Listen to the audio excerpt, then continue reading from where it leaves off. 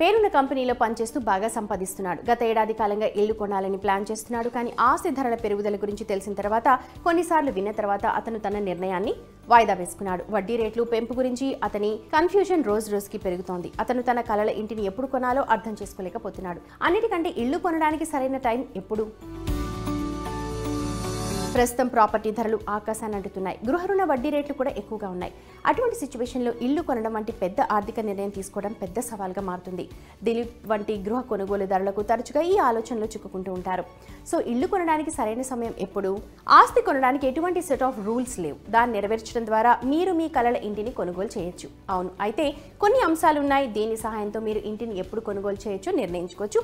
వాటి గురించి చూద్దాం. ప్రతి మార్కెట్లోనూ ఒక సైకిల్ ఉంటుంది. ఒక్కోసారి మార్కెట్లో ధరలు పెరుగుతాయి, మరోసారి మాంద్యం కూడా ఉంటుంది. అలాగే రియల్ ఎస్టేట్ మార్కెట్లో కూడా సైకిల్ వస్తూ ఉంటాయి. నిర్దిష్ట కాలానికి ఆస్తి ధరలు తక్కువగా లేదా స్థిరంగా ఉన్నప్పుడు కొన్నిసార్లు ఇది జరుగుతుంది. సరసమైన ధరలలో ఇళ్లు కొనడానికి ఇటువంటి కాలాలు మంచివి. రియల్ ఎస్టేట్ రంగంలో 2013 నుండి 2020 వరకు మందగమనం ఉంది. కానీ గత 2 సంవత్సరాల్లో 2022 అలాగే 2023 ఆస్తి ధరలు గణనీయంగా పెరిగాయి.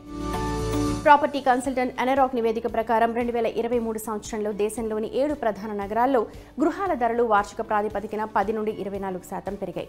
ఇళ్లకు డిమాండ్ ఎక్కువగా ఉండటమే ఇందుకు కారణం. ఇళ్ల ధరలు అత్యధికంగా హైదరాబాద్లో పెరిగాయి. ఇది 24%గా ఉంది. అదంతా 2023 సంవత్సరం గురించి. ఇప్పుడు 2024 గురించి మాట్లాడుకుందాం. రియల్ ఎస్టేట్ మార్కెట్ నిపుణులు విశ్వసిస్తే 2024లో కూడా ఇళ్లకు డిమాండ్ బలంగా ఉంటుంది. ప్రాపర్టీ ధరలు 10 నుండి 12% పెరగొచ్చు. డిమాండ్ పరిగణలోకి తీసుకుంటే పెరుగుతోన్న ధరల దశ 2 నుంచి 3 సంవత్సరాలు కొనసాగొచ్చు. అటువంటి పరిస్థితిలో ఇప్పుడు ఇల్లు కొనడం మంచిది. ఎందుకంటే మీరు ఎంత ఆలస్యం చేస్తే ఇల్లు అంత ఖరీదుగా మారుతుంది. ఇల్లు కొనడంలో రెండవ ముఖ్యమైన అంశం వడ్డీ రేటు. చాలా గృహాలు దీర్ఘకాలిక గృహ రుణ సహాయంతో కొనుగోలు చేస్తారు. ద్రవ్యోల్బణాన్ని నియంత్రించడానికి రిజర్వ్ బ్యాంక్ మే 2022 ఫిబ్రవరి 2023 మధ్య రెపో రేట్ని 2.5% పెంచింది. దీని కారణంగా 7% కంటే ఎక్కువ ఉన్న గృహ రుణ వడ్డీ రేటు ఇప్పుడు 8.5 నుంచి 10% మధ్య పెరిగింది. ఆర్బీఐ గత 5 సమావేశాల్లో రేట్లను యథాతథంగా ఉంచింది. ద్రవ్యోల్బణం ఇప్పుడు చాలా వరకు తగ్గింది. ఇది ఒకసారిగా పెరిగే అవకాశం లేదు. చాలా మంది నిపుణులు నమ్మడానికి కారణం అదే. ఆర్బీఐ రెపో రేట్ని 2024 రెండవ క్వార్టర్ నుండి తగ్గించడం ప్రారంభించవచ్చు. లేదా బహుశా జూన్ జూలై తర్వాత బ్యాంకులు కూడా వడ్డీ రేట్లను తగ్గించడం స్టార్ట్ చేస్తాయి. వడ్డీ రేటు 2024 సంవత్సరంలో 0.50% నుండి 1.25% మధ్య తగ్గుతుందని అంచనా. అటువంటి సిచ్యువేషన్లో వడ్డీ రేట్ల తగ్గింపుతో గృహ రుణ ఈఎంఐ తగ్గుతుంది. ఆస్తి ధరలు, వడ్డీ రేట్లు మీకు నియంత్రణ లేని 2 కారకాలు. కాబట్టి పెరుగుతున్న ప్రాపర్టీ ధరలు అలాగే అధిక వడ్డీ రేట్ల మధ్య కొత్త ఇల్లు కొనుగోలు చేసేవారికి ఏం చేయాలి? దీని గురించి నిపుణులు ఏం చెప్పారో చూద్దాం. ఇప్పుడు మనం మాట్లాడుకోపోయే అంశాలు ఇల్లు కొనడంలో చాలా ముఖ్యమైనవి, అలాగే మీ కంట్రోల్లో ఉన్నవి. ఇంటిని సొంతం చేసుకోవాలనే కలను నెరవేర్చుకోవడంలో గృహ రుణం చాలా హెల్ప్ అవుతుంది. కానీ బ్యాంకులు మీ ఇంటికి పూర్తి మొత్తాన్ని ఆర్థిక సహాయం చేయవు అని గుర్తుపెట్టుకోండి. బ్యాంకులు సాధారణంగా ఆస్తిలో 70 నుంచి 80% మాత్రమే ఫైనాన్స్ చేస్తాయి. మీరు మీ సొంత జేబు నుండి మిగిలిన 20 నుంచి 30% డబ్బుని డౌన్ పేమెంట్ చేయాలి. మీకు తగినంత డౌన్ పేమెంట్ ఉన్నప్పుడే ఇంటిని కొనుగోలు చేయడానికి ట్రై చేయండి.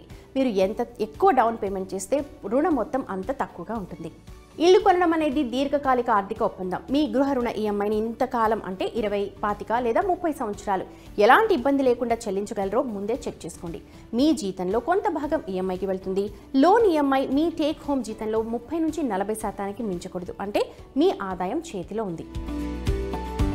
మీ ఆదాయాన్ని విస్మరించడం ద్వారా మీ సామర్థ్యానికి మించి రుణం తీసుకోవడం వల్ల అనేక నష్టాలు వస్తాయి. ఇంటి ఖర్చులు, పిల్లల చదువు లాంటి ముఖ్యమైన ఖర్చులను తగ్గించుకోవాల్సి రావచ్చు. ఈఎంఐ అధిక భారం మిమ్మల్ని పొదుపు చేయకుండా ఆపచ్చు. ఇది పొదుపును బలవంతంగా ఆపేలా చేస్తుంది. ఇదే విషయం Money9 పర్సనల్ ఫైనాన్స్ సర్వేలో కూడా బయటపడింది. దేశంలోని అతిపెద్ద పర్సనల్ ఫైనాన్స్ సర్వే. అందులో 35,000కు పైగా భారతీయ కుటుంబాలు పాల్గొన్న గత 5 సంవత్సరాల్లో 67% మంది భారతీయ కుటుంబాలు తమ పొదుపును ఆపేసినట్టుగా తేలింది.